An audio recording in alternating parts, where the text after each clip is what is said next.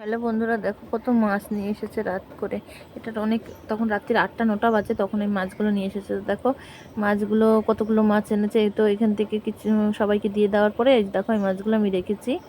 তো তারপরে দেখো ভেজে রেখেছিলাম পরের দিন, আর আগের দিন এনেছিল ভোলা মাছ, সেগুলো ভেজে রেখেছিলাম। আর এই দেখো কী কী রান্না করব, ঝিঙে দিয়ে ছোটো ছোটো বাটা মাছের মতন, মাছটা কী বলে জানি না, ওই মাছটা দিয়ে ঝিঙে দিয়ে রান্না করব, ভেন্ডি দিয়ে সর্ষে বাটা করব মেয়েদের জন্য। আর এইখানে দেখো ভোলা মাছের একটু ঝাল করব।